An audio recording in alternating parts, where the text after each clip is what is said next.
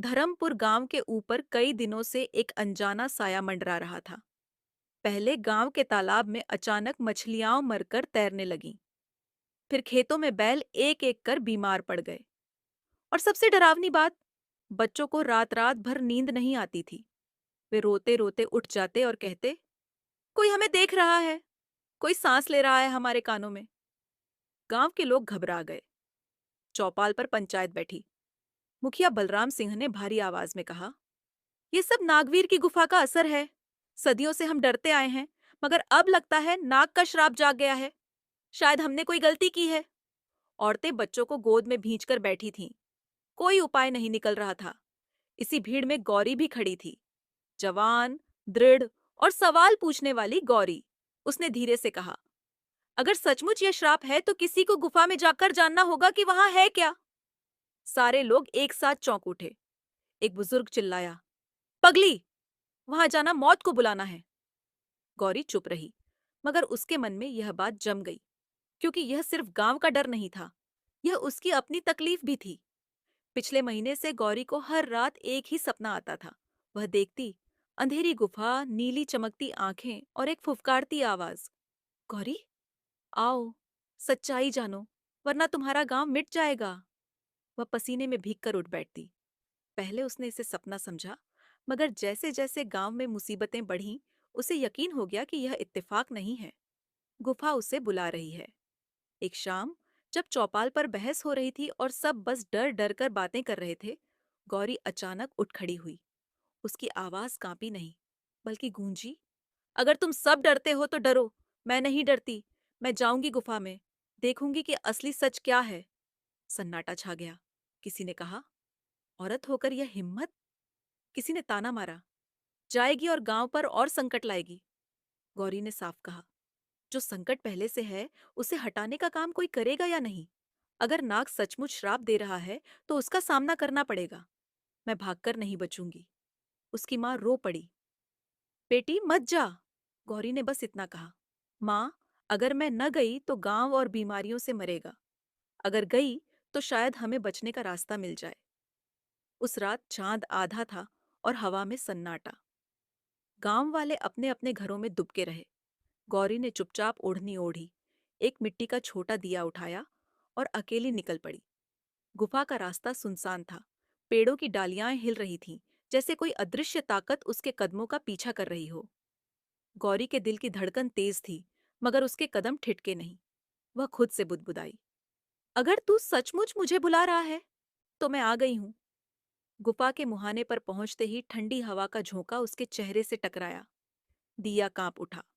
भीतर घुप अंधेरा था, पर अंदर से अजीब सी गूंज आ रही थी, जैसे कोई सांस ले रहा हो। गौरी ने गहरी सांस ली और अंदर चली गई। उसके कदमों की आहट गुफा की दीवारों से टकराकर लौट रही थी। अचानक उसने देखा, गुफा के बीचों बीच एक चमकता सा धब्बा है, जैसे किसी के नेत्र अंधेरे में चमक रहे हों।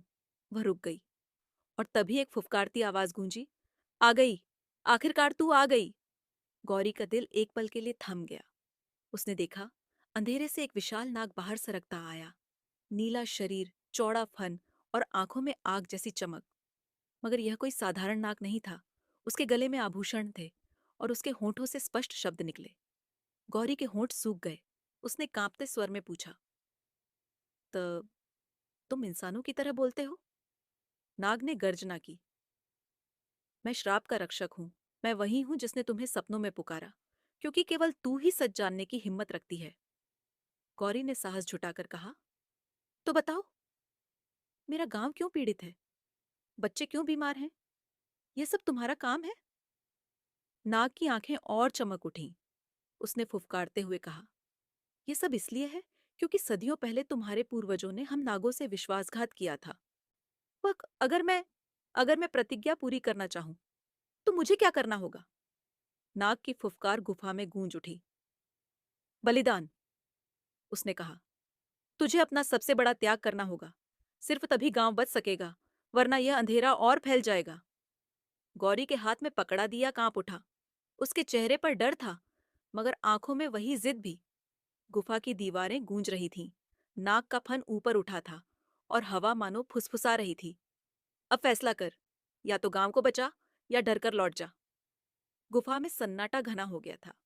सामने नाग का फन उठे हुए था और उसकी आंखों की नीली चमक गौरी के चेहरे पर पड़ रही थी। हवा भारी होती जा रही थी, जैसे हर सांस किसी अजीब ताकत के कब्जे में हो। नाग की आवाज गूंज उठी। गौरी, प्रतिज्ञा का भार कोई आसान खेल नहीं। अगर तू इसे पूरा करना चाहती है तो अपना सबसे बड़ा त्याग करना होगा, वह त्याग जिससे तेरी पहचान मिट जाएगी। गौरी की उंगलियां कांप गईं, मगर उसने अपनी नजरें नहीं झुकाईं। उसने धीमे स्वर में पूछा, मेरे पूर्वजों ने कौन सी गलती की थी? नाग की फुफकार धीमी पवन की तरह फैल गई। उसने कहा, सदियों पहले तुम्हारे वंशजों ने हम नागों से रक्षा का वचन लिया था। हमारी जाति और तुम्हारे गांव ने मिलकर कसम खाई थी कि एक दूसरे की जान बचाएंगे। पर जब समय आया, तुम्हारे राजा ने हमें धोखा दिया। हमारी जाति का संहार हुआ और वह वचन अधूरा रह गया। तब हमने यह प्रतिज्ञा बांधी कि जब तक किसी एक की आत्मा इस बोझ को स्वीकार कर त्याग नहीं करेगी, तब तक हर पीढ़ी डर और बीमारी में जिएगी। गौरी का दिल डूबा। उसने कहा, तो मैं क्या कर सकती हूँ? मैं न तो राजा हूँ, न कोई योद्धा। नाग की आंखें और चमक उठीं। वह बोला, यही कारण है कि तुझे बुलाया गया है। राजा, सैनिक और दरबारी सब स्वार्थ में डूब जाते हैं, मगर तू गांव की एक साधारण लड़की है। तेरे त्याग में सच्चाई होगी। तू अगर अपने सबसे प्रिय को छोड़ देगी तो प्रतिज्ञा पूरी हो जाएगी। गौरी की सांसें तेज हो गईं। उसने याद किया, उसकी माँ, उसकी छोटी बहन, उसकी अपनी जिंदगी, उसके सपने। उसके होंठ कांप उठे। अगर मैं अपना नाम, अपनी पहचान छोड़ दूं, तो क्या गांव सचमुच बच जाएगा? नाग ने फन हिलाया। हाँ, मगर ध्यान रहे, यह त्याग दिखावा नहीं। तेरा अस्तित्व मिट सकता है। लोग तुझे भूल सकते हैं। तू जीते जी छाया बन सकती है। गौरी का चेहरा पीला पड़ गया, मगर उसकी आंखों में वही जिद फिर लौट आई। उसने धीरे से कहा, अगर मेरा मिटना गांव को बचा सकता है तो मैं तैयार हूं। अचानक गुफा की दीवारें कांप उठीं। अक्षरों जैसे चिन्ह चमकने लगे, मानो हवा में कोई अदृश्य हाथ लिख रहा हो। सन्नाटा टूट गया और एक भयानक गूंज उठी, त्याग अभी दो। गौरी जमीन पर घुटनों के बल बैठ गई। उसने अपनी आंखें बंद कर लीं और अपने दिल से एक ही प्रार्थना की, हे नागवीर, मेरा नाम मिटा देना, पर मेरा गांव बचा लेना। जैसे ही उसने यह कहा, दिया बुझ गया। गुफा अंधेरे में डूब गई और तभी नाग की आंखों से एक अजीब रोशनी फूटी, जिसने पूरे कक्ष को भर दिया। गौरी की देह ठंडी हो गई। उसे लगा जैसे उसके भीतर से उसकी यादें खींची जा रही हों। उसका बचपन, उसकी हंसी, उसकी माँ की गोद, सब कुछ धीरे धीरे धुंध में डूबता जा रहा था। वह हाँफने लगी, मगर आवाज उसके गले से बाहर नहीं निकली। नाक की फुफकार और तेज हो गई। वह बोला, अब प्रतिज्ञा पूरी हो रही है। तेरे त्याग से तेरे गांव की बेड़ियां टूट रही हैं। बाहर गांव में अचानक अंधड़ थम गया। बीमार बच्चे चैन से सोने लगे। पशु जो कराह रहे थे, शांत हो गए। आसमान पर छाए बादल हट गए और तारों की चमक लौट आई। गांव वालों ने राहत की सांस ली, मगर किसी को पता नहीं था कि यह चमत्कार किसने किया है। गुफा में गौरी धीरे धीरे जमीन पर गिर गई। उसकी सांसें धीमी हो गईं। नाग उसके पास आया और बोला, तू अब उनके लिए अमर होगी, मगर अपने लिए मिट जाएगी। कोई तेरा नाम नहीं लेगा, कोई तेरी याद नहीं रखेगा। यही है प्रतिज्ञा का मूल्य। गौरी की आंखों में आंसू थे, मगर उनमें डर नहीं था। उसने आखिरी बार कहा, अगर मेरा मिटना उनके जीवन को बचा सकता है तो यही सही। गुफा गूंज उठी और अचानक सब शांत हो गया। सुबह जब गांव वाले चौपाल पर जुटे, उन्होंने पाया कि सारी बीमारियां जैसे जादू से मिट गई हैं। मगर किसी को याद नहीं था कि गौरी नाम की कोई लड़की कभी इस गांव में रही भी थी। सिर्फ उसकी माँ के आंगन में एक अजीब खालीपन था। माँ ने अपनी झोपड़ी के कोने में बैठते हुए महसूस किया कि किसी की हंसी, किसी के कदमों की आहट हमेशा के लिए खो गई है। मगर जब उसने आसमान की ओर देखा, तो उसे लगा जैसे हवा में कोई फुसफुसा रहा हो, मैंने तुम्हें बचा लिया। गुफा फिर से शांत खड़ी रही। नाग कहीं दिखाई नहीं दिया, मगर उसकी आंखों की रोशनी उस पत्थर की दरारों में कैद होकर रह गई, जैसे वह हमेशा देखता रहेगा कि अगली बार कोई और प्रतिज्ञा तोड़े तो उसका न्याय कैसा होगा।